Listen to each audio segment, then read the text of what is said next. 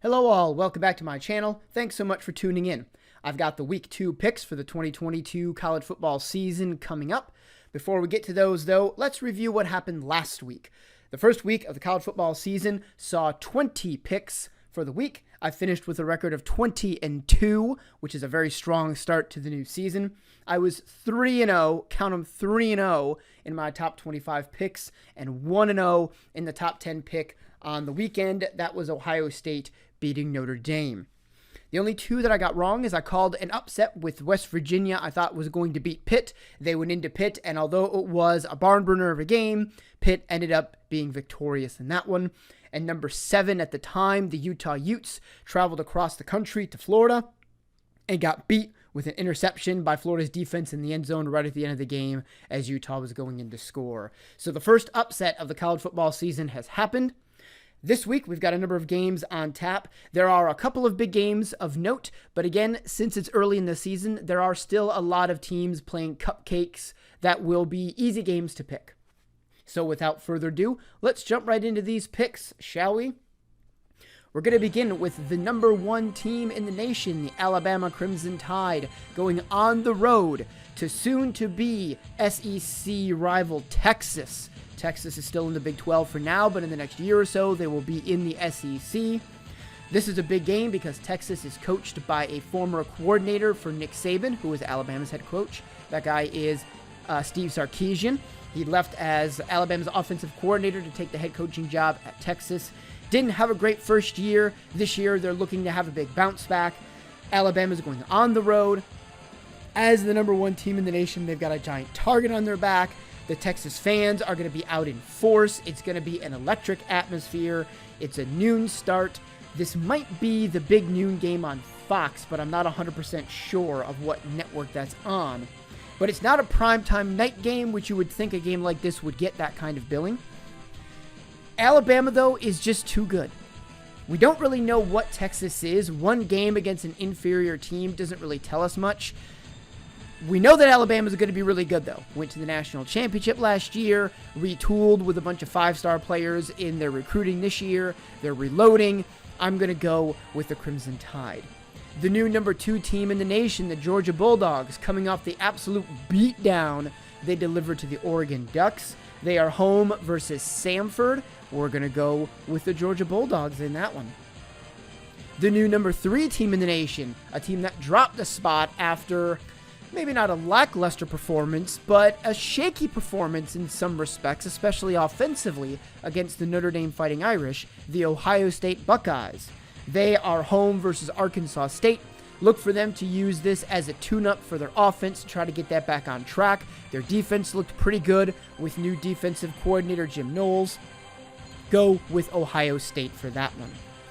The number 4 team in the nation, jumping up 4 spots, the Michigan Wolverines, after a strong outing against Colorado State. They are home versus Hawaii. Hawaii ain't no good.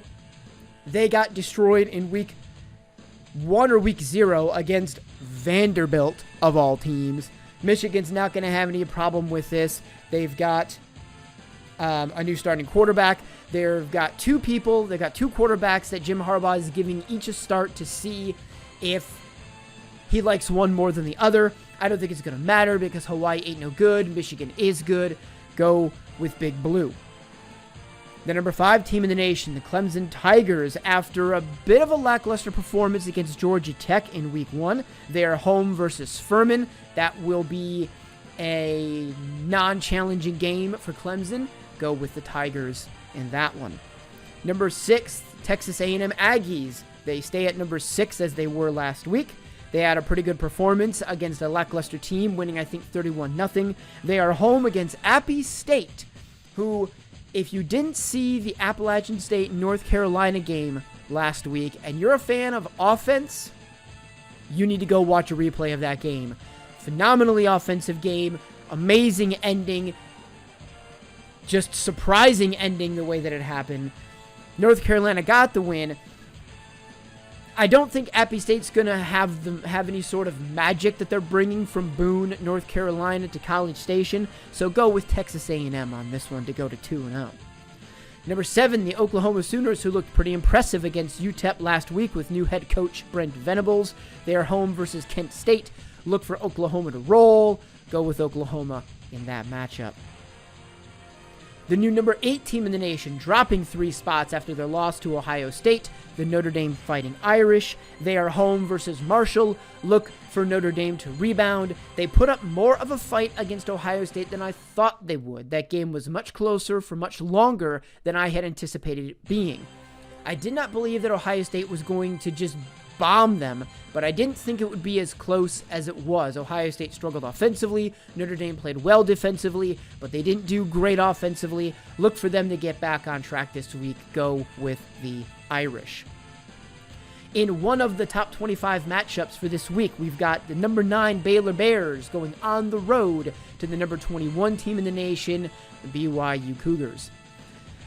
BYU is returning 18 starters this year, which is more than any other team in the country, which makes them the most experienced team in the nation. Baylor, for their part, although they're returning 4 of their 5 offensive linemen, and their 5 offensive linemen have a total of 111 starts between them, that's a lot of experience. They're breaking in a somewhat new quarterback, because last year's starter, Jerry Bohannon, he transferred to South Florida. Blake Shapen is now in as the starter. He played in 6 games last year, including starting and then winning the Big 12 championship game when Bohannon was out with a leg injury. But Baylor's also breaking in a new running back, and all 3 of their starting wide receivers from last year's squad are gone.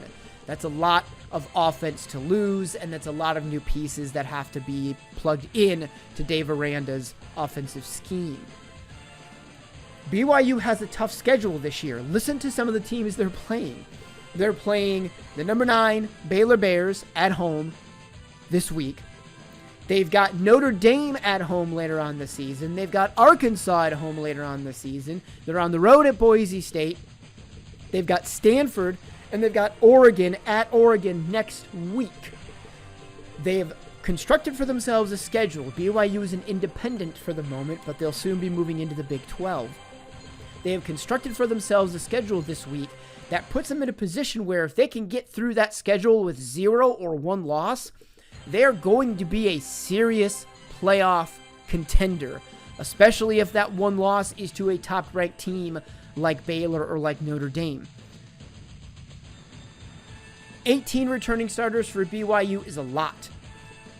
Having a lot of experience on the team is a good thing. It slows the game down for everybody. It reduces the amount of mistakes that you're making. These 2 teams played last year, and Baylor got the best of that matchup. It's at BYU. It's a late start. It's 10:15 in the mountains. Baylor's not used to playing games that late. The atmosphere is going to be electric because the home fans are going to be pulling for their team. I'm going to go with the upset on this one, and I'm going to pull for BYU to get the upset over the number 9 team, the Baylor Bears. Number 10, the USC Trojans, coming off an impressive victory last week.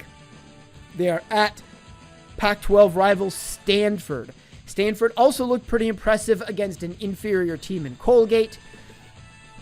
USC, I saw some highlights for that game. They looked good offensively. Caleb Williams, their new starting quarterback, looks like he's starting to build some rapport with their award-winning wide receiver, Jordan Addison, who transferred in from Pitt.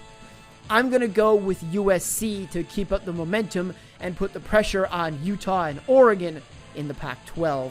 So go with the Trojans in that matchup. Number 11, the Oklahoma State Cowboys, coming off what in the first half was an absolute beatdown of Central Michigan, but in the second half they allowed Central Michigan to rack up a total of 44 points and won by 12, which didn't bode well for their defense. I don't know when or if they put their backups in, but letting up 44 points to Central Michigan at home, probably not a great sign. They are home versus Arizona State. Arizona State's quarterback, Jaden Daniels, he's gone now. He's playing, I believe he's playing at either Florida State or LSU, one of those 2 teams. He's there. I think he's at LSU now. So they're breaking in a new quarterback this season. I'm going to go with the home team on this one. Go with the Cowboys from Okie State. The number 12 team in the nation, jumping up 25 spots after the aforementioned upset of Utah, is the Florida Gators squad.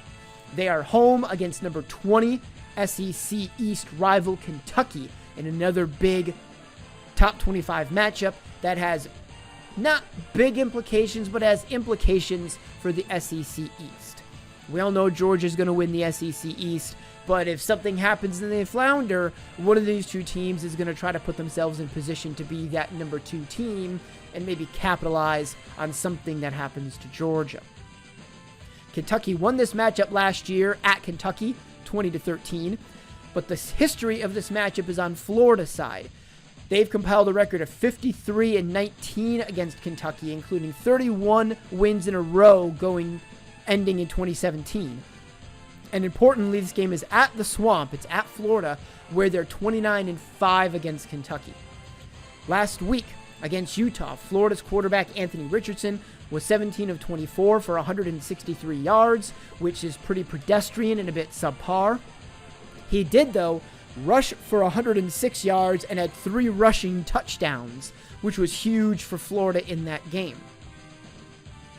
Florida did allow 230 rushing yards against Utah, though, in that matchup, and Utah looked like they were the better squad, but because of some mistakes they made, some bad decisions, and the fits that Anthony Richardson gave their defense when he scrambled and ran, it allowed them to score the victory there. Kentucky, meanwhile, played a subpar opponent in Miami of Ohio and only allowed 50 rushing yards, so their defense looks like it's going to be going against a rushing attack that might be pretty balanced between their running backs and their running quarterback in Richardson. Richardson, I think, is going to give teams fits this season. He's got enough talent and enough escapability that he can turn negative plays or long second and third downs into first downs and wear a defense out over the course of a game. I don't think Florida's going to be that great this year. I think they're overrated by jumping up to number 10. I think this is just a shock value of, oh my God, Utah went in there and got beat by Florida. Well, yeah, but Utah was marching at the end of the game, and they were within, I think they had a first, or they were within a goal-to-go situation, and there was just an amazing diving interception that their defender made to end that game. Utah had them dead to rights if it wasn't for that pretty phenomenal defensive play. I think this is an overreaction on the part of the pollsters. I do think, though, that because Richardson's going to give teams fits, because this is a revenge game for Florida after losing to Kentucky last year, because Florida as a team and as a fan base has new hope going in because of the win against Utah, and it's a home game when they're hoping to take down another top 25 ranked team, I'm going to go with what history says, and history says Florida will get the better of this matchup, so I'm going to go with the Florida Gators to take down the Kentucky Wildcats. Go with Florida in this one. The aforementioned Utah Utes have dropped to number 13 because they can't be rated higher than the team that beat them last week, according to the pollsters for the AP. They are home versus Southern Utah. Look for Utah to get back into the swing of things. Look for them to beat down Southern Utah and take a little bit of anger about dropping out of the top 10 on Southern Utah. Might need to feel bad for those Cats by the time this game's over. Number 14, my Michigan State Spartans, coming off a win against Western Michigan last week, are home this week against Akron, coming up from Ohio. I'm going to go with Michigan State in this one. I think they're going to have an easy time with this matchup. But please, MSU, Coach Tucker, can you end this game by halftime for me, please? I am so tired of Michigan State going up against subpar opponents who they should easily be beating in the first couple of weeks of the season, and watching them struggle and watching close games go way too deep into the games, causing me to stress out. Last week, they won 35-13, but with 10 minutes to go in the game, they were only up 21-13. That's way too close of a margin against Western Michigan with too little time left to go. Anything could have happened at that moment. Any freak occurrence could have happened that gave Western a touchdown. Then they pull within one. Michigan State starts getting a bit uptight. The fans get a little bit uptight and nervous. So please, MSU, can you be up 30-0 at halftime on Akron? Can you put them away early and allow me to just relax and watch the rest of the game in peace, or switch to other games that I want to watch? Can you please just do that for me? Just this once? I would appreciate it. The number 15 team in the nation, the U, Miami, coming off a big win against Bethune-Cookman, putting up a 70 spot. They are home versus Southern Miss. I don't know if they're going to score 70 points, but they're going to win that game big. Go with the Hurricanes in that matchup. Number 16, the Arkansas Razorbacks, coming off a win against Cincinnati, which was a good game. It was closer than I thought it was going to be. Arkansas led from almost the get-go. They were always a touchdown ahead. Cincinnati tried to close the gap, though, tried to get it close, put up a good fight, but Arkansas had enough in the tank to hold them off and win that game. They are home versus SEC opponent South Carolina. I don't know much about South Carolina. I'm going to trust that Arkansas is good enough and that they're not going to have a letdown game after beating a top 25 team and one of the 4 playoff teams from last year, no less. I'm going to go with the Razorbacks in this one. Number 17, the Pitt Panthers, coming off their aforementioned win against West Virginia in a renewal of the backyard brawl.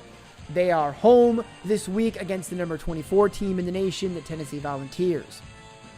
Last week, Pitt's quarterback Keaton Slovis was 16 of 24, so less than 70% completion percentage, but he threw for 308 yards and had a touchdown.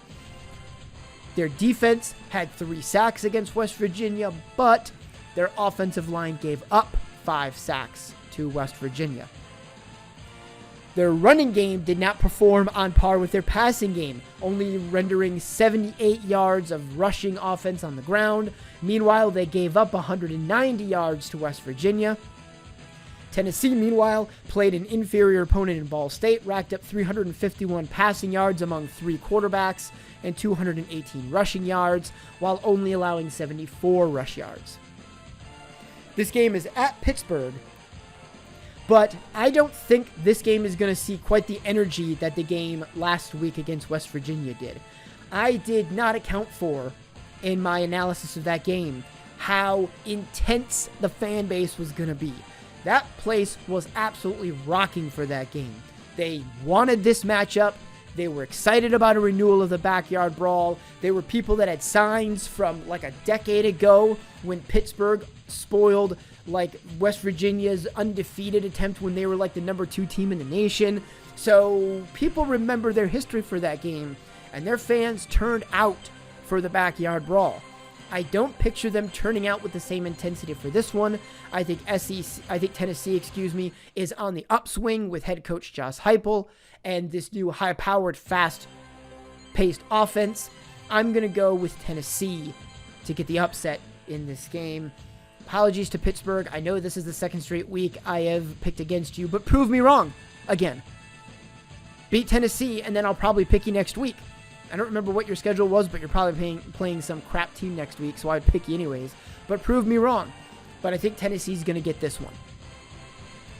Number 18 team in the nation, North Carolina State, eking out by the hair of their chinny chin chins. A win against East Carolina on a missed field goal from the Pirates, winning 21-20. My God, that game about gave me a heart attack. They are home against Charleston Southern.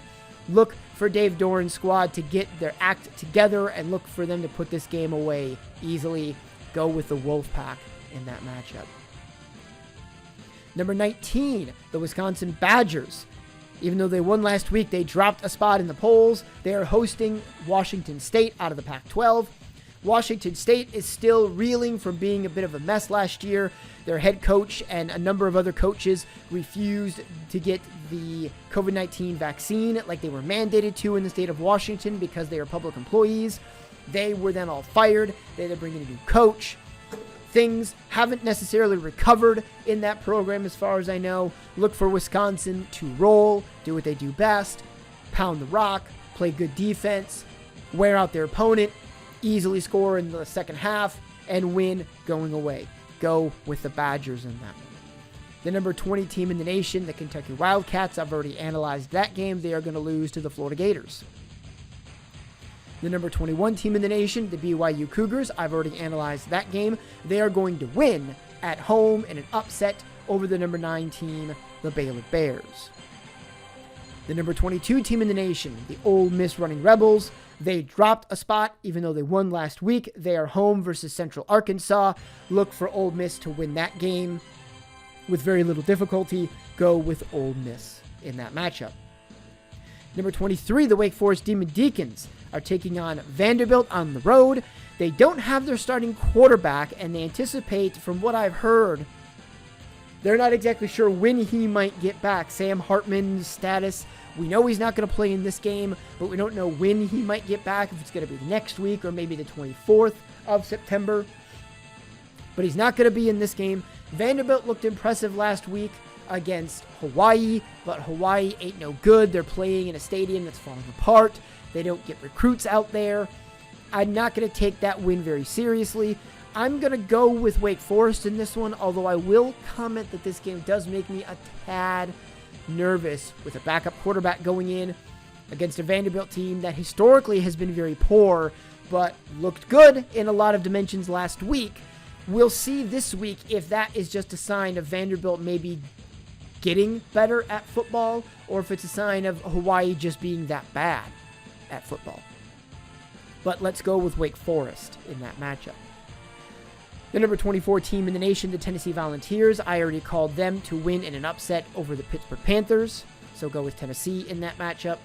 And finally, the number 25 team in the nation, the Houston Cougars, eking out a victory in 3 overtimes against UTSA last week, an experienced UTSA team that I did not know had many of their starters back for this year. They went 12-2 last year. They returned many of those players this year. They played very well. They pushed Houston to the limit, but Houston got them in 3 overtimes. They are on the road at Big 12's Texas Tech.